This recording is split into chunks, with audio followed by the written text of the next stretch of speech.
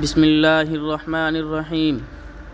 حضرات انبیاء کرام علیہ الصلاۃ والسلام کا دنیائے انسانیت میں ان کو راہ ہدایت کی طرف بلانا اللہ تعالیٰ کی عظیم الشان نعمت ہے،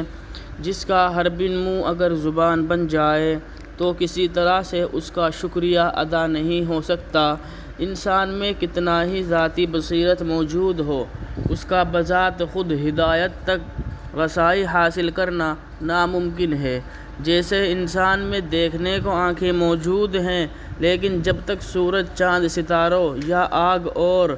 بجلی کی خارجی روشنی موجود نہ ہو، آنکھیں بیکار ہیں۔ اس لیے خوش نصیب تھے وہ لوگ جنہوں نے اس عظیم نعمت کی قدر کی اور اپنی ذاتی عقل اور دنیاوی مفادات کو خیر باد کہہ کر حضرات انبیاء کرام کا دامن تھاما اور خود کو اللہ تعالیٰ اور اس کے انبیاء اور رسولوں کے ماتحت کر دیا، جس کے صلح میں اللہ تعالیٰ نے ان کو اپنی محبت اور قرب خاص عطا کیا۔ اور بدبخت ہیں وہ لوگ جو اس نعمت کا شکریہ ادا کرنے کی بجائے شیطان ملعون کی طرح دشمنی اور تکذیب پر مل گئے۔ جب ایسے مردود لوگوں نے انبیاء کرام کی وعظ و نصیحت کو قبول نہ کیا تو سزا کے طور پر کتنی اقوام کو اللہ تعالیٰ نے ہلاک و برباد کیا،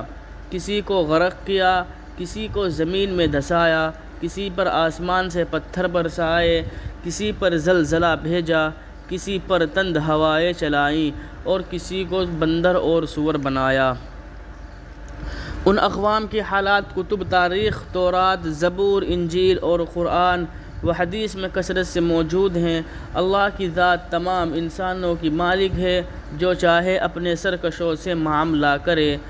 چونکہ خدا اور اس کے رسول کا اور ان کے احکامات کا انکار حضور صلی اللہ علیہ وسلم کے زمانے سے لے کر اب تک مسلسل چلا آ رہا ہے، جس کے متعلق اللہ تعالیٰ نے اپنے نبی کے پیروکاروں کو حکم دیا کہ ایسے لوگوں سے جہاد کر کے اللہ کے دین کو سر بلند کریں اور دشمنان خدا کو ان کے کفر و کردار تک پہنچائے۔ چنانچہ ارشاد خداوندی ہے، تم ان کافروں سے جہاد کرو تاکہ اللہ تعالیٰ ان کو تمہارے ہاتھوں سے عذاب دے۔ اور ارشاد فرمایا، تم نے ان کفار کو قتل نہیں کیا بلکہ ان کو اللہ تعالیٰ نے قتل کیا ہے، اس لیے کہ میں ان کا مالک اور خالق ہوں۔ پیدائش سے لے کر موت تک دنیا کی تمام نعمتیں پیدا کر کے ان کو عطا فرمائی، لیکن انہوں نے میری عبادت سے منہ پھیر کر مجھے ناراض کیا ہے اور یہ میرے باغی بن گئے ہیں، اس لیے یہ قتل کر دینے کے قابل ہیں۔ چنانچہ آپ کتاب میں تقریباً ہر جنگ میں یہ ملاحظہ کریں گے کہ مسلمانوں کی معمولی سی فوجیں کافروں کی بے شمار فوجوں کو شکست دیتی تھی، اور جنگ یرموک میں تو خود کافروں نے مسلمانوں کے لشکر میں فرشتوں کو اترتے ہوئے دیکھا، اور انہی فرشتوں کے ساتھ اللہ تعالیٰ نے جنگ بدر اور جنگ حنین میں مسلمانوں کی مدد فرمائی اور کافروں کو قتل کرایا۔ جیسا کہ اللہ تعالیٰ فرماتے ہیں،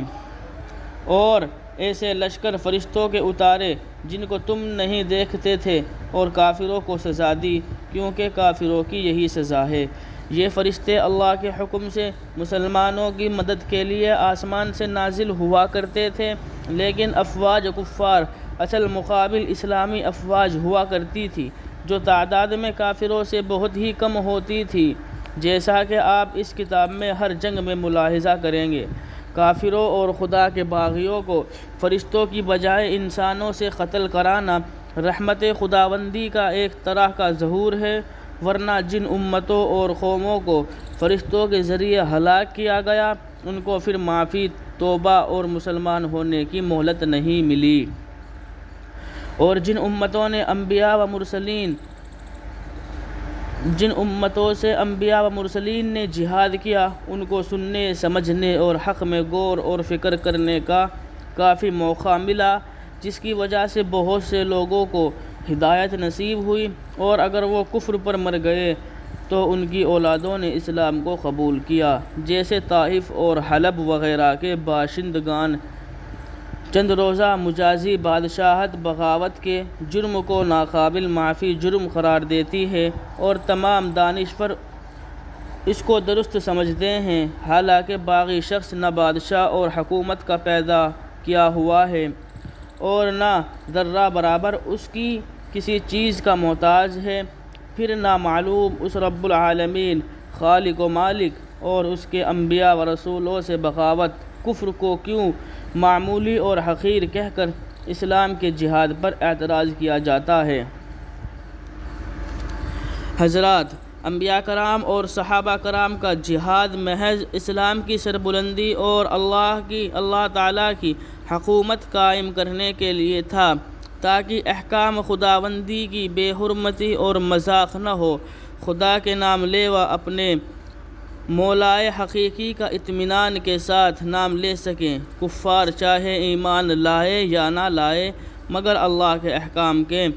اجرا اور نفاذ میں مزاحمت نہ کر سکے۔